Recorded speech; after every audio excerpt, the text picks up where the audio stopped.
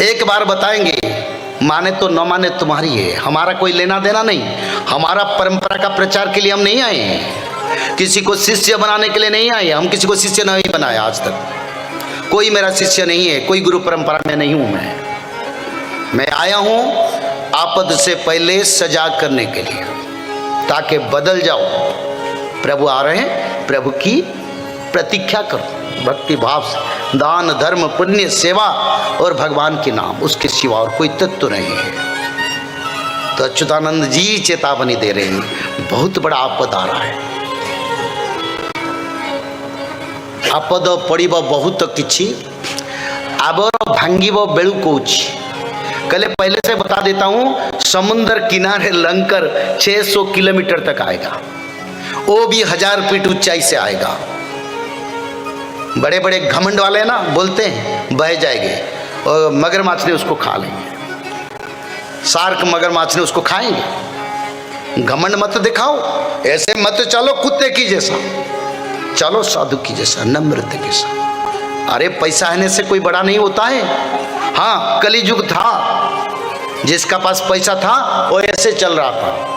आप कलियुग नहीं है, पैसा का कोई कीमत नहीं है। हाँ, खाने पीने भोजन के लिए पैसा का कुछ समय के लिए, कुछ 10 साल 8 साल के लिए जरूरी है।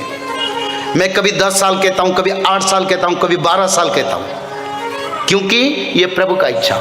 मैं कंक्रीट यानी कन्फर्म कुछ नहीं बोलता हूँ। ये मेरे it's beyond to my rights, ये मेरा अधिकार में नहीं है, क्योंकि प्रभु करेंगे, होने वाला तो जरूर है। ये मेरे बोलने, I am not the spokesman of Prabhu. तो इस कारण चाहे 10 साल 8 साल 12 साल की बदर बड़ा तत्व को देखेंगे। तो सर नचक नीचे करके चलो, विनम्रता दिखाओ। तो ये आवाज शुभ संकेत है, यानी धर्म का विजय। कहां से भी हो, जिस दिन मैंने पहला आया था, एक कुर्सी पर बैठा एक आवाज आया था, कनु भाई को पता है। मैं बोला कनु भाई किसी ने पटाखे फोड़े हैं, चाहे देवता लोग कोई भी हो, पर बैठा तो शुभ पटाखे फोड़ा है,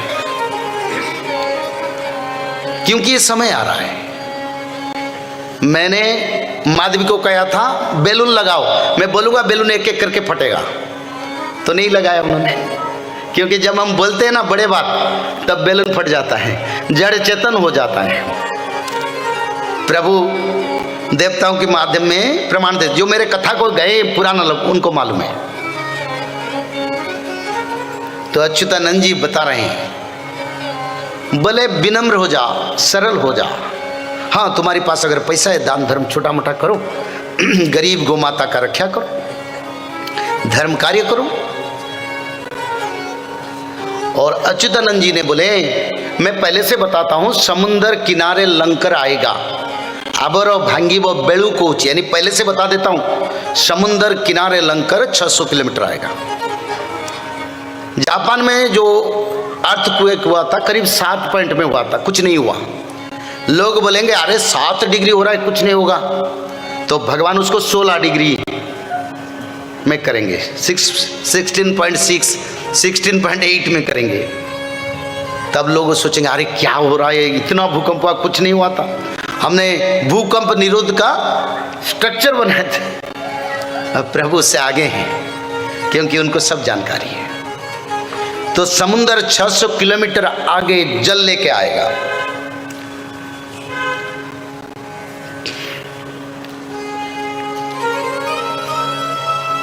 आबर भांगिब बेलू कहूची, अतिरिक्त मास पक्ष है, पक्ष जे अमावस्या संक्रांति एकत्र पड़िब। एक साथ संक्रांति और अमावस्या पिछले साल भी पड़ा था, 2025 में 3 बार पड़ रहा है। अमावस्या के साथ संक्रांति जब पड़ता है ना, धरती में धर्म संस्थापना होता है, और 2025 में 3 बार पड़ रहा है। अमावस्या संक्रांति एकत्र पड़िब, बहुबार कर लक्ष्य जे। बोले बार बार अमावस्या संक्रांति एक साथ पड़ेगा, तब कल की लीला बढ़ता जाएगा, असुरों का संहार होगा, भक्तों का उद्धार होगा। बोलिए प्रेम से आनंद कुमार हरि हरि। और बड़ा विनाशकारी समय आएगा। कौन बचेंगे? जो लोग त्रिकाल संध्या करेंगे, जो लोग माधव नाम भजन करेंगे, जो लोग भगवत महापुराण, श्रीमद् भागवत महापुराण में भगवत गीता का बात नहीं कर रहा हूं, मैं श्रीमद् भागवत महापुराण का बात कर रहा हूं। शाकाहारी बन के त्रिकाल संध्या करना पड़ेगा। ब्राह्मी मुहूर्त पर उठ के त्रिकाल संध्या, मध्याह्न संध्या, सायं संध्या, 3 संध्या करना पड़ेगा। और 3 संध्या के साथ साथ भागवत जी महापुराण को ब्राह्मी मुहूर्त से रात 12 तक किसी समय एक अध्याय पढ़ना पड़ेगा। और निरंतर माधव नाम को भजन करना पड़ेगा। और माधव नाम भजन करने से क्या होगा? भगवान आदि विष्णु सनातन कल की भगवान का कृपा आपके ऊपर रहेगा। जब यहाँ गोलियां बरसेगा, मिसाइल बरसेगा, पंचवत का प्रलय होगा, तब माधव नाम भज के भक्त लोग रक्षा हो जाएंगे।